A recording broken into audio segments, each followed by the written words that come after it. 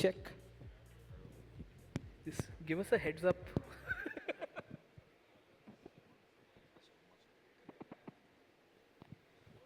Hello. Yeah. Welcome back after lunch. So we have our first panel on game publishing, perspectives from PC, console, mobile, and the Indian market. We have Vamil from Nazara, Ravi from 1312 Interactive, Vlad from Neon, and Rachit from Blast Plus, and it will be moderated by Esra of IGN Japan. Over to you guys. Thanks. Hello, everyone. Thank you very much for coming today. My name is Esra. I work for IGN Japan. I'm originally from the Netherlands, but I've been living in Japan for the last 20 years. So today we'll be talking about publishing in general, and particularly about the different platforms, PC, console, mobile, and how that differs in India and in other territories in Asia or the Western market. So please welcome our guests today. Could you please all briefly introduce yourselves? Hey guys, I'm Ravi. I'm from 1312 Interactive. We are India's first PC and console publishing house.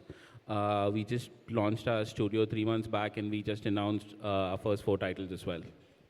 Thank you.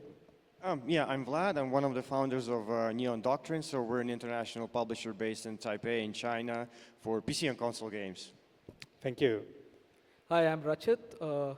I lead Blast Plus, which is the free-to-play publishing arm of M-League, the company that owns MPL and a couple of other companies. I think most of you know MPL, but we just forayed into F2P publishing. Hi everyone, I'm Vamil. I head publishing at Nazara Technologies. Thank you very much. What I've been hearing since I've been arriving in India is that in India, the mobile market is huge. Compared to that, well, the same can be said for pretty much any market, I think, but especially in Japan, where I'm at, or in the West, there's a huge difference in what kind of game should be published on what kind of platform, especially for the more like hardcore games or like indie games. I think usually PC or console is a bigger market. But in India, I hear that like it's pretty much all mobile games. So I would like to briefly hear for you publishers, what is like the more important platform for you as a publisher? Yeah. So at 1312, we specialize only in PC and console publishing. We don't do mobile right now, and we are only a PC console publishing house. Thank you. And how about you? Yeah, same thing. So it's PC and console primarily for us. We do have some mobile games, but the mobile games we have on iOS are ports of premium PC titles to mobile. Right. But mostly it's still PC and console. So we're focused on India as a market. We're bringing games from within India outside to India as well. So India, hence mobile, primarily Android, but iOS is also coming up. So yeah, that's our focus. I think the same answer as my counterpart here. That for us, mobile is definitely the focus for India. Okay, thank you so much. So a bit about like publishing a game from India into other territories. Do you guys have any experiences with that? And what do you find are some of the difficulties of publishing Indian games for other markets? Yeah, so that's something we're actually doing right now actively.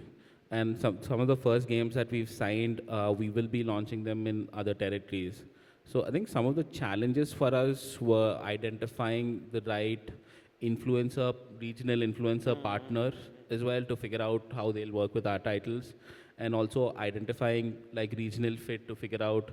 It's not only about influencers, like understanding like different social messaging and stuff, and how to build out our communities in those regions without having a local support is something we're figuring out right now. That was one of the biggest challenges.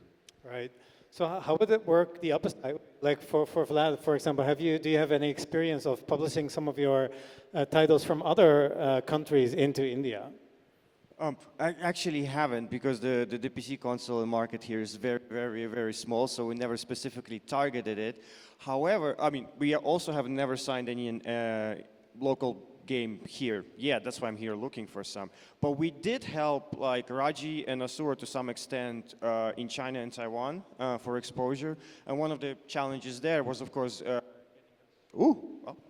getting the localization done properly, and also with China, specifically tailoring the promotional artwork and posters for the physical booths to be okay and approved by the CCP, so you don't get in trouble with certain, like bloody, gory type of things like that. So that was mostly for China, but for the worldwide, can't say it yet. Hopefully in a year or two.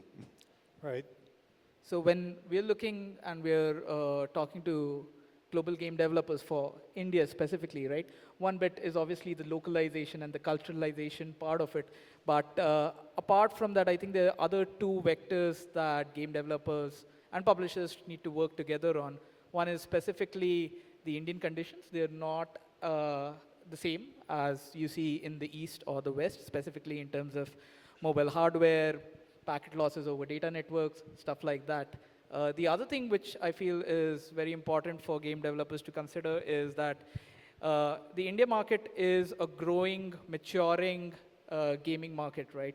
So certain game mechanics, complexities of hardcore kind of gameplay is something that the Indian customer is getting used to slowly and steadily.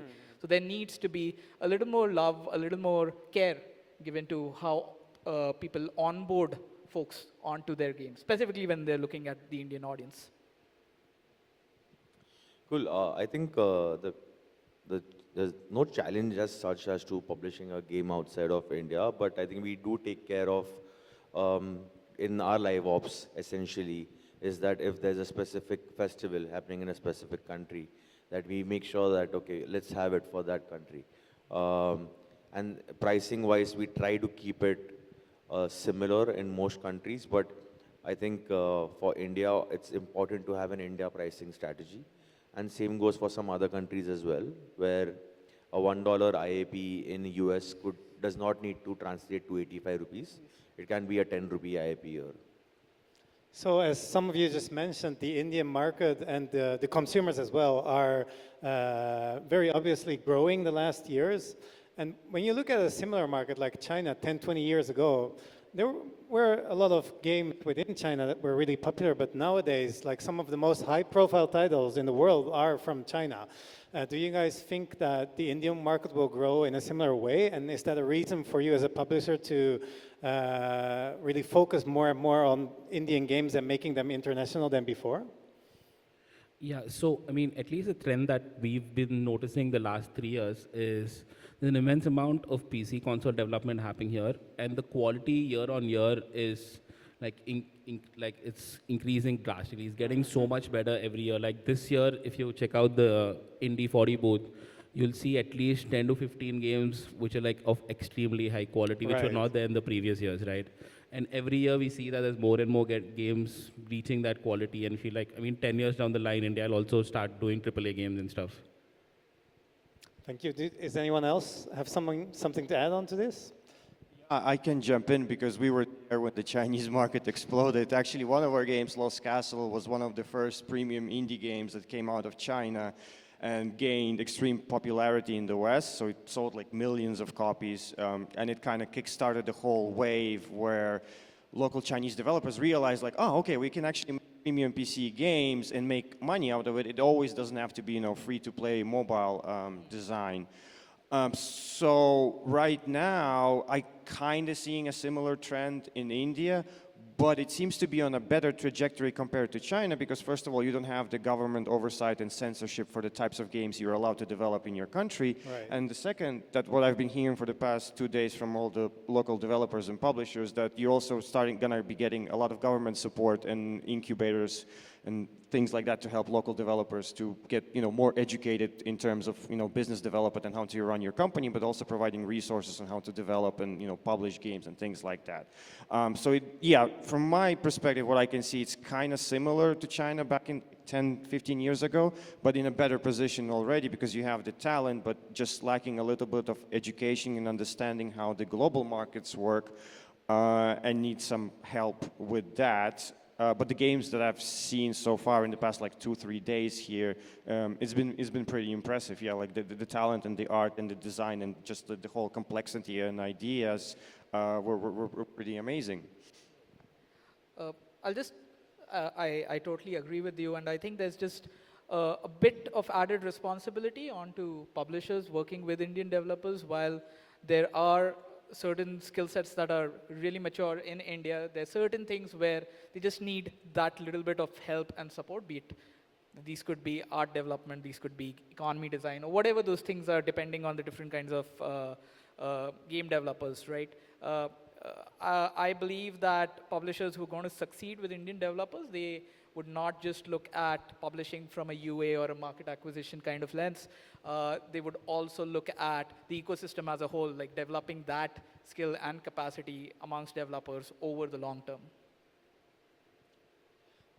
I think specifically just how India has really grown very fast. I mean, as Ravi mentioned initially, the quality of work and the amount of entrepreneurship that has risen in the last few years has really allowed a country like ours to have so many game developers within the country, and thus the opportunities have increased a lot. So I guess whatever mistakes the other countries have made, we are not making them. Right. So let's say you're an Indian developer and you want to find a way to make it in the international market, and first you're going to need a publisher, right? So what are some of the best ways to pitch your project to a publisher in order to, you know, just be able to make it in an international market? What are some of the ways? What are some of the publishers you should approach? How should you approach them? Do you guys have any advice on this? Yeah, I mean, I can start on this. Okay. I think the first thing game developers should understand that a publisher is not someone who's going to fund your game. So I think that should be something that everybody should understand. Secondly, I think do a lot of competitive analysis before you come and pitch something to a publisher. Because if your game is of a particular genre, then just do some analysis. What's the kind of money that they have made? How much of the game level or game depth is there? And compare it to those games only. So don't make a double A game and compare it to a triple A. And then say that this game makes 100 million, I'll make 10 million for sure. So I mean, don't come up with those things. This is exactly what our game is. This is what the market says that this game can do. And this is what we want to do for the world. And it's not necessary to have an Indian theme to take it global. I think just have a theme that appeals to everyone in general, or a genre that you've picked does not need to have to be Indian. So I guess, and I'm saying this because this is the three things that we get the most. That we want to take India to the globe, so let's make an Indian game. No, that's not required. So I think this is what you should not do. And I think I'll allow the other guests to say what they should do. No, I'll skip because we are focused on taking games into India. I don't have a lot of experience taking games abroad, so I'll just hand it over to Vlad. Yeah, I mean, there's a lot of things you would need to be doing. It's like a whole different talk for an hour or two. First of all, make sure that your pitch deck is in order, that you have all of the necessary details there. Primarily, your team composition, your timeline, the budget, what type of your game you're making, unique selling points, show off a little bit. Don't have it like to being 30, 40 slides. Keep it to like maybe 10, maximum 15. If you don't know how to make a pitch deck, you can go to the Raw Fury website. They have a template there, so you can just pull their template and put all of your things in there. And they will also have points of what should you have in a template when you're pitching to the publishers. When it comes to outreach, honestly, you can do it anywhere. You can do it like on Twitter or X, social media, Discord, email, or at the events or showcases. Like we sign games through Discord DMs, we sign games from Twitter, we sign games with email cold pitches, we sign games when I saw it like at the booth or at the show. So outreach doesn't really matter in terms of like where are you getting to us, as long as you do LinkedIn as well, it's fine. But when you do, make sure you have a deck that we can look at that outlines what you guys are looking for, and ideally we would also want like a demo or at least like a vertical slice. Back in the day it was easier, so you can still deal with like prototypes, but right now with the current whole situation we do need a playable build. And then finally, when it comes to outreach, honestly, you can do it anywhere. You can do it like on Twitter or X, social media, Discord, email, or at the events or showcases. Like we sign games through Discord DMs, we sign games with email cold pitches, we sign games when I saw it like at the booth or at the show. So outreach doesn't really matter in terms of like where are you getting to us, as long as you do LinkedIn as well, it's fine. But when you do, make sure you have a deck that we can look at that outlines what you guys are looking for, and ideally we would also want like a demo or at least like a vertical slice. Back in the day it was easier, so you can still deal with like prototypes, but right now with the current whole situation we do need a playable build. And yeah, just throw it on Steam. Just send the Steam key. So you don't have to have your store page public, but at least with Steam, it's so much easier for you to distribute the build to different publishers or investors, and you have easier control of the game as well. You just generate Steam keys, send them out. It's fine. Yeah, that's the short version of it. Thank you so much. Just to maybe add on to what Vlad was mentioning earlier is when you're reaching out to publishers, make sure you pick the right publisher for you. Like, I mean, if you're making a pixel RPG, don't reach out to publishers who only publish like horror games, right? And then the other thing is you should always, like, if you are a game dev and you're reaching out to a publisher, try and go and speak to other developers that those publishers have already worked with, so you know exactly what they're doing as well. Thank you. So Vlad, we were talking before, and I heard that you get like hundreds of pitches every month. So even if the pitch is good, there needs to be something in there that makes you want to say, yeah, this is something I'm interested in. Like, what is it that a game or a developer needs to have to, stand out of the crowds?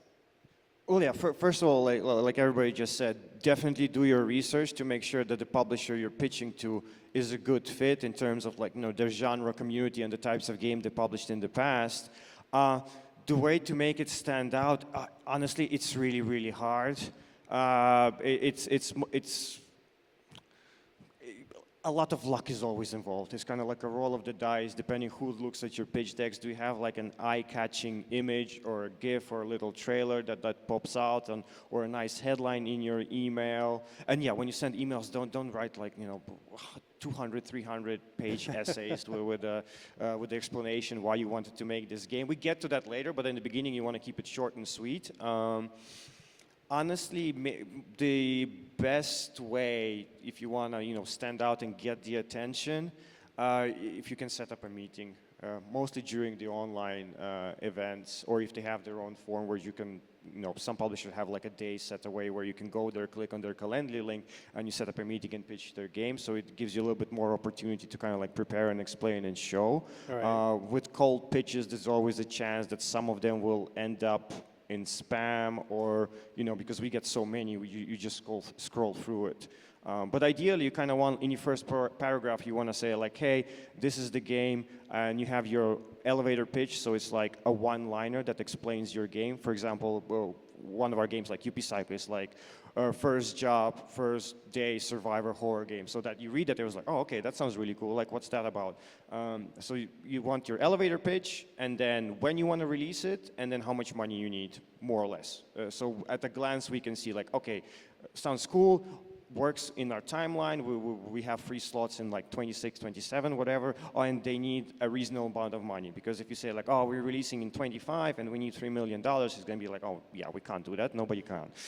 So just a little bit of information right off the bat will kind of increase your chances. And then, of course, having a really good deck and make sure, again, it's the right publisher, the right genre that you're pitching to. Right. So how does that work for you guys in the mobile market, especially when you cater towards India? Is it the same? How should people pitch to you? So for us, I mean specifically just the way it should be pitched, I would love to have screenshots, gameplay video, and a game build first.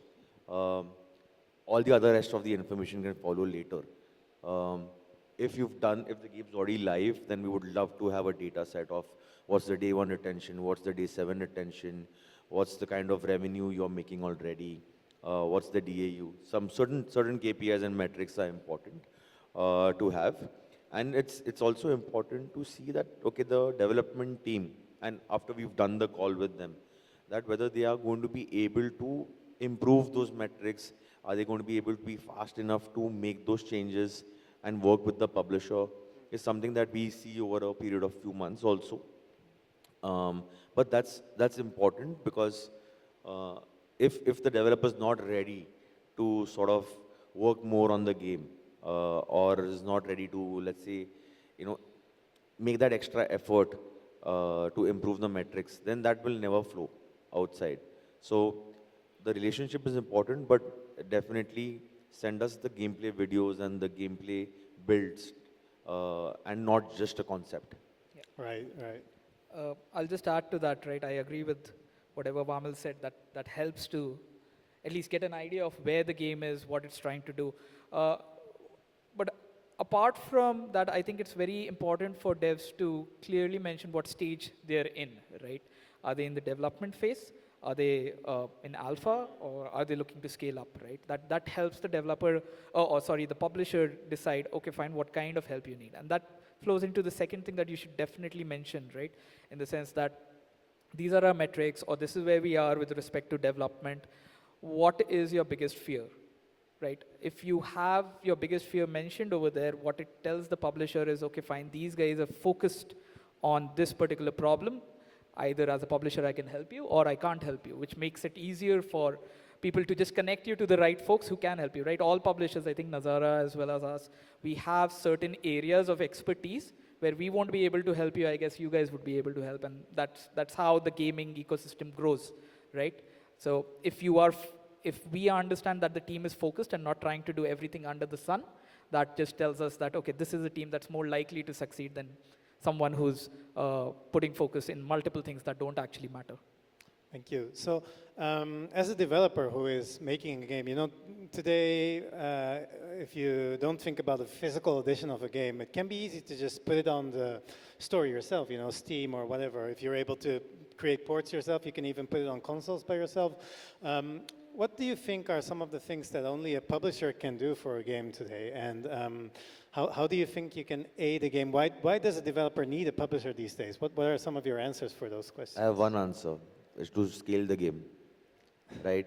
I think most of the developers have already finished their money in making the game. And that's where I think the publisher comes in, and really the user acquisition and scaling and marketing and distributing the game is where the publisher comes in.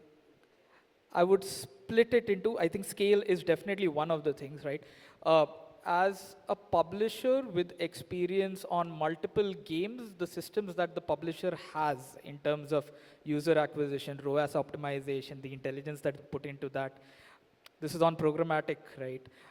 Digital marketing. But on the other side also, publishers work with, like we work with a network of influencers, micro-influencers, top-tier influencers, etc. So those kinds of things a publisher can give you, and that's on scale. But apart from that, when you are doing live ops, a small studio might not have the expertise to create a content pipeline that has depth over, say, 2 months, 3 months. How do we help you outsource that? How do we help you create that content pipeline, run your live ops in a way that your cohorts are significantly monetized, and so on and so forth. So that's all of that is at offer. Again, it depends on which publisher has which expertise, but depending on you as a developer, which areas do you actually need help with, you should find the right publisher and they'll be able to scale you depending on how they can help.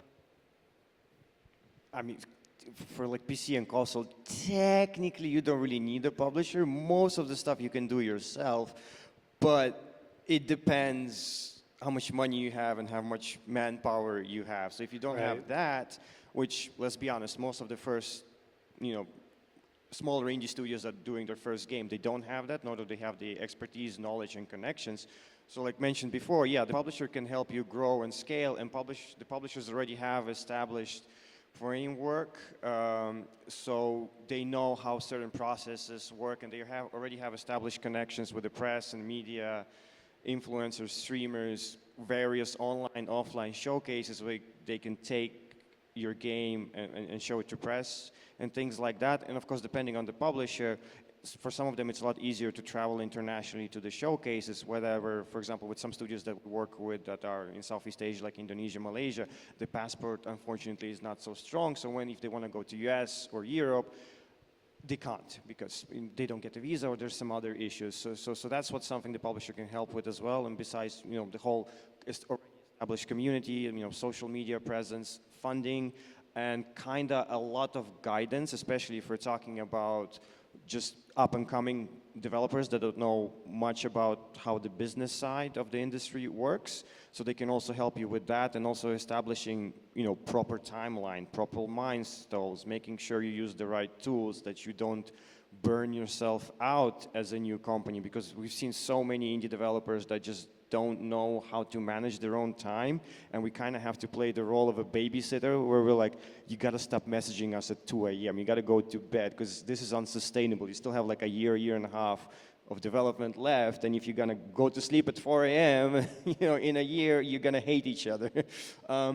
So yeah, just gonna make sure that the game gets shipped and it's all done. And of course, tons, and I mean tons of bureaucracy that goes behind the scenes when it comes to, just publishing on PC or getting all those exclusivity deals in place or console ports if you have to go through log check, TRC, all the prerequisites. There's a lot of paperwork, especially when it's like Sony, Nintendo, Xbox. It's like catching Pokemon because you have to do it with like US region, European region, Japan region, Asia region, Hong Kong region.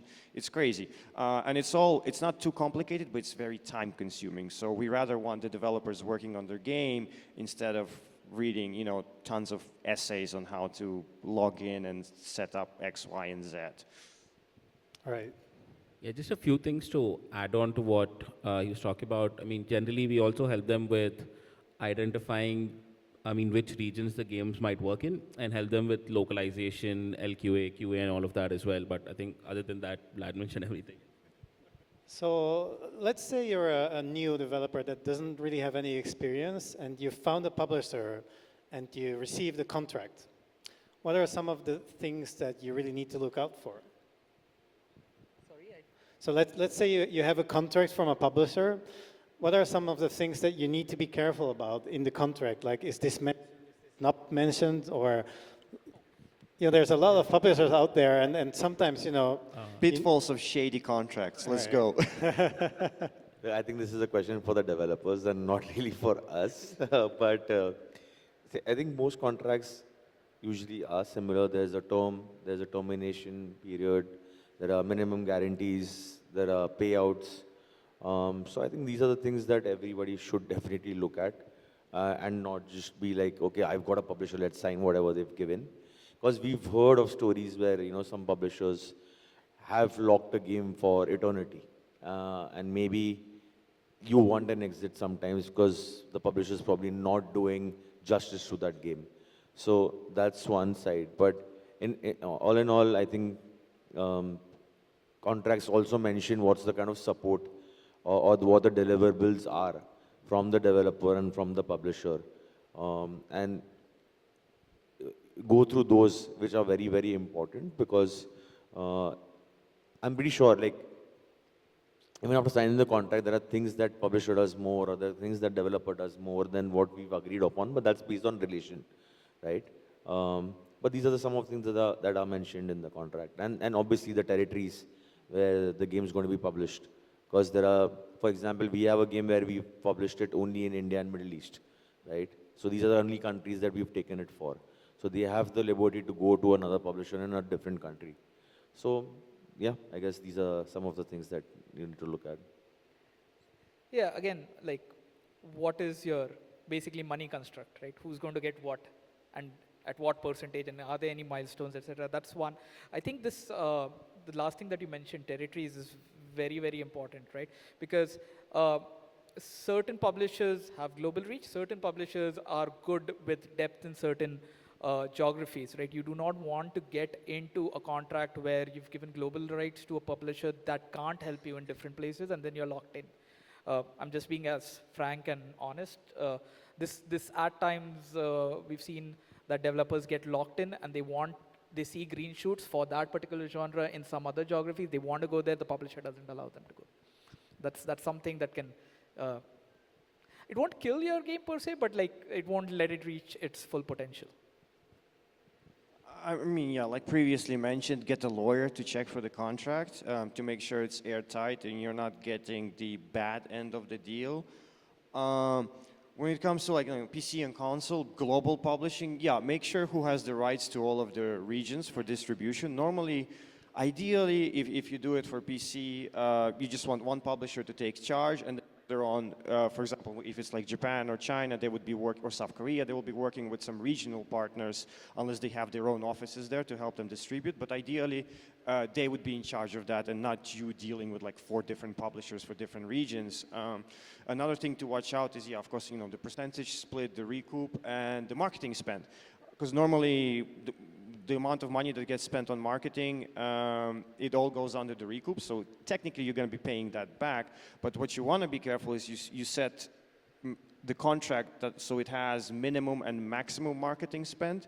So when you hit that ceiling of maximum spend, the publisher will have to come to you and be like, okay, so we already spent all the money, but we have X, Y, Z opportunities. Are you still okay if we spend more money? Because a lot of the publishers don't have that in their contracts, so it means it's kind of like unlimited marketing spend, which in turn screws the developers, because you get a bill for like, let's say like $500,000 because there was no cap, and then suddenly your recoup went from 100,000 to like 700 or more, and you're like, well, I'm not going to get paid for the next year or so unless the game was like a multinational success. So you have to be careful with those little things. If you want an example of like global publishing contracts for PC and consoles, our contract is public on our website. Raw Fury has their contract public on their website, and Whitethorn Games also has their publishing contract public. So there's three, they're a bit different, but the general idea is kind of the same, so it will be able to tell you what kind of like the baseline is when it comes to publishing and like percentage split. So yeah. Yeah, I mean, again, just a couple of additional things to look at would be your time frame of lock-in period and the right of first refusal clauses as well.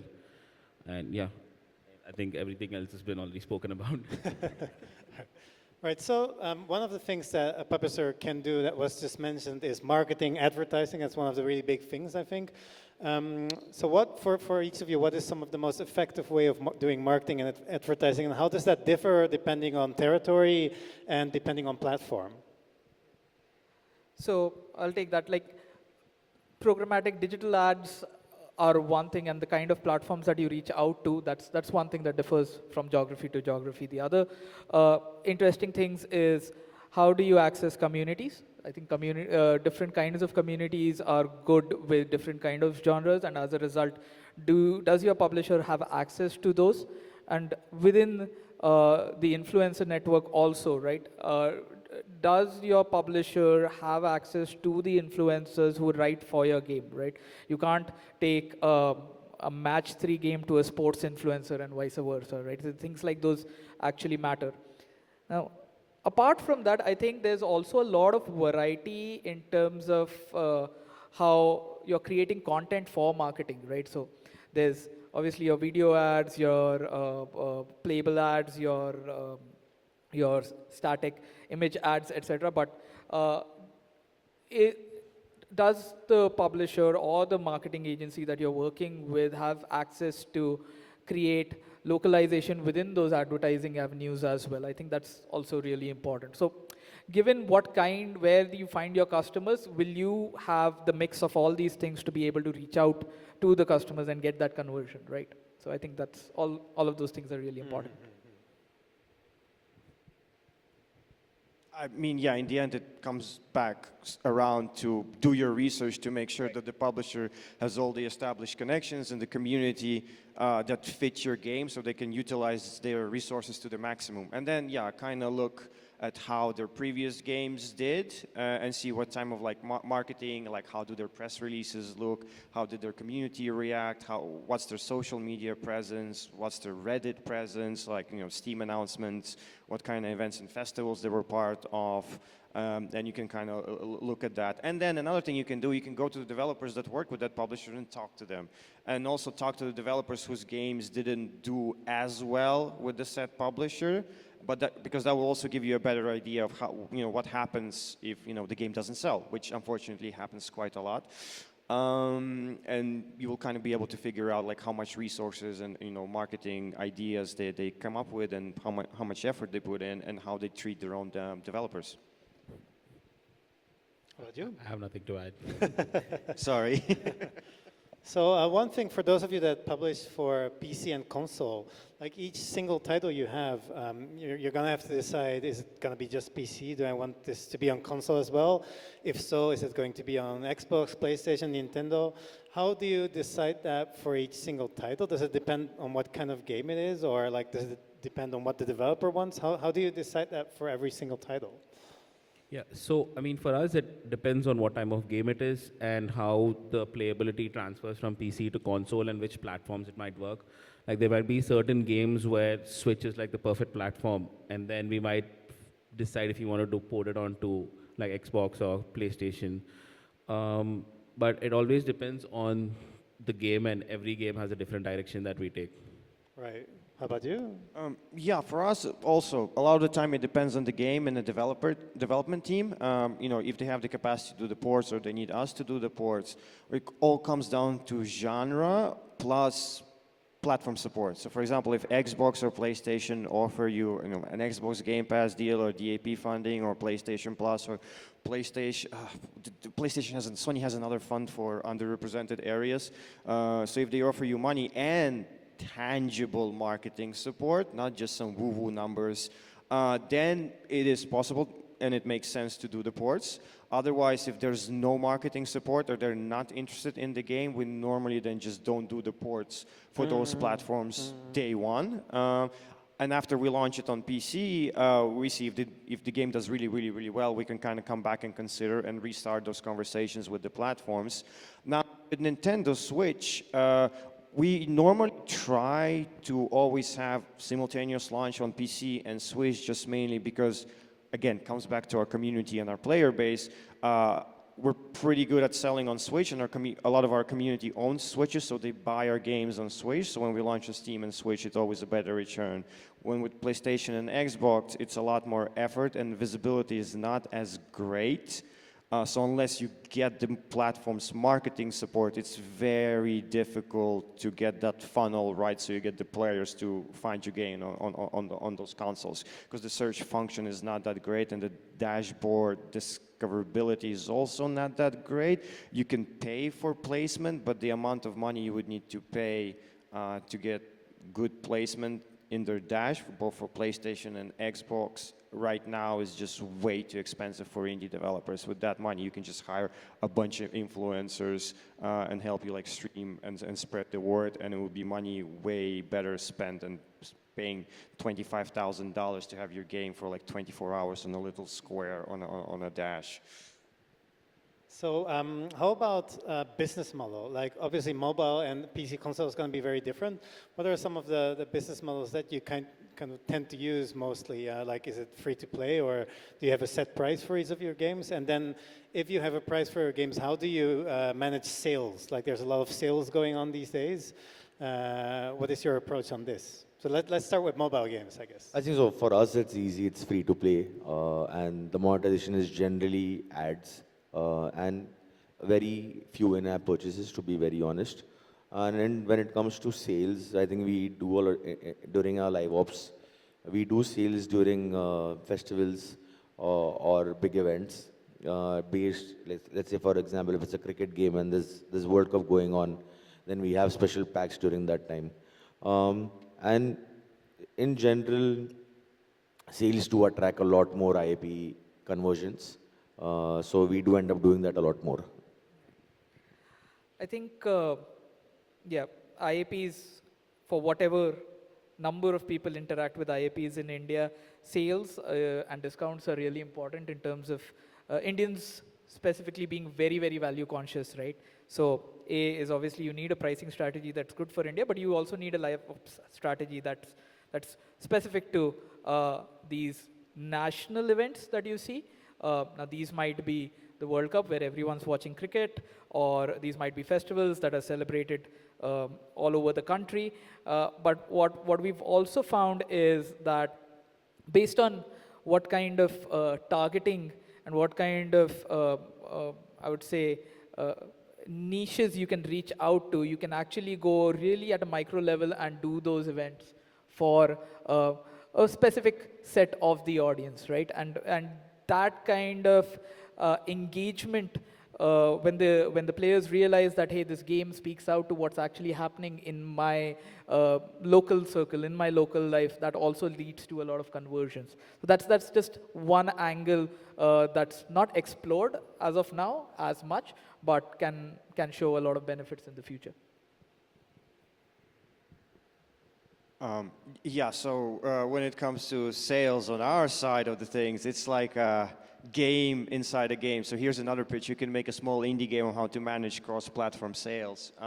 Because with Steam, you have cooldowns, but they do not affect seasonal sales. So like autumn, spring, winter, etc. They're not affected by the cooldowns. But if you have special placements, they are affected by cooldowns. So it's like a big game you have to play. Of course, it's easier if you just have one game as a developer, so you kind of like stagger it out. But if you're a publisher and you have a bunch of games, or especially if it's like several games from the same developer, or it's a franchise, you have to play that game of like, oh my god, how do I manage the sales to make sure all the cooldowns work, and you don't want all of the games to be in the sale at the same time, so you have to juggle that, and then there's promotions, and then there's random festivals that pop up, and you're like, oh, we have this thing in 3 weeks, do you want to join? We're going to have premium placement. Be like, I want to join. Can you do a discount? I can't because I just did that discount. So it's also a lot of gambling, and this is just Steam.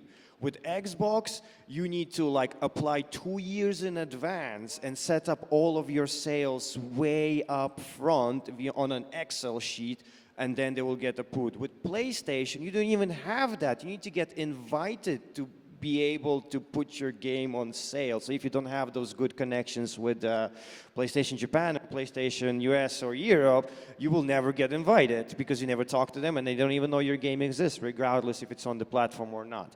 And the same thing with, for example, Epic Store. It's also, there's no backend. It's just like an Asana form you fill out with possible discounts you want to do. So it's a whole different talk, which I probably should do. But yeah, it's a lot of brain power requirements, and you're just sitting there and pulling your hair trying to figure out. And with Switch, it's the same thing, where it's like every 4 or 5 week cooldown that you can put games in sale. So it's all like hectic. So if you want to juggle it and if you want to like sync them across platforms, it's pretty much impossible. So it's just manic craziness, madness. Yeah. So compared to PlayStation and Xbox, is it more easy to put your game on sale on the Nintendo Switch? Yeah. Right. I mean, that's everything, right? So stealing your thunder. I'm sorry. That always happens when you come after 3 people, right? So we're pretty much running out of time. We have 3 minutes left. Are there any questions from anyone here? Yes?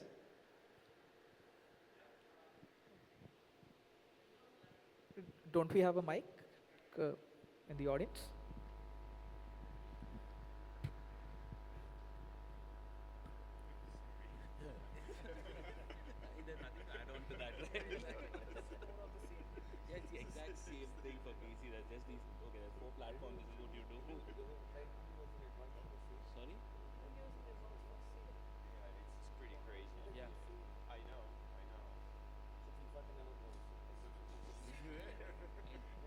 Hello. Hi, Saurav from Dikush Innovative. My query is that right now, especially in India, there are a lot of new game developers who are more focused on creating good content. They know they have good content. They have worked for it for a long time. And then the scenario comes when they have almost polished the game and they go to the publishers to get a help for, both publishing as well as getting ads and how we can make the game better. You clearly in this session, you have mentioned what are the things we should be looking at, what are the things we should be worried about, or what are the contracts, as you said, that get a good lawyer to have a look on that. My query to you is very simple. When a small business, a small indie, maybe sometimes it's just one guy, when they come to you, they have a potential, but they come to you, what are the things which you look at which makes you think that person or that game apart from others? Like, what are the highlights you look at before when you talk to him, or when there are many people who approach you, I believe. So there must be something which you keep in mind that, okay, while talking to this guy, what are the things I'm looking for? Is it work for me? It will be my time, like your time be valuable spending with him, or rather there are other challenges? Thank you. So I guess the question is, like, if you're a small indie developer and you approach a publisher with a well-created video game, what are some of the things as a publisher that you look at when you see that person, right? So I think everything else can be figured out in the long run. The only thing that I specifically try to look out for is how much of a realist is this person, right? at times, I think something that is a taboo subject and something that game developers don't like to discuss is the business side of things because they're so passionate about what they've created, right? But put yourselves in our shoes. Like as a publisher, I need to understand that the person understands, okay, I have a concept right now. It's probably going to take me a year to make this game. A year with, say, a buffer of 6 months, right? The market will change. Is that something that the person is aware of? Where it's going to go, no one knows. But just at least open to the fact that in the 1 year of development, things will change, and you might have to change your vision and probably cater to the market in terms of where it is when you launch, right?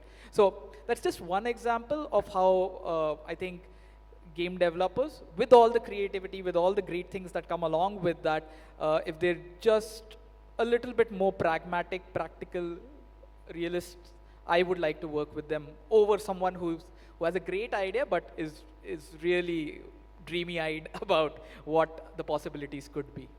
Yeah. Thank you. I would have liked to ask one more question, but sadly our time is up. But thank you all very much for being here today. I hope you enjoyed our session. Yeah, thanks. Thank you. Thank you.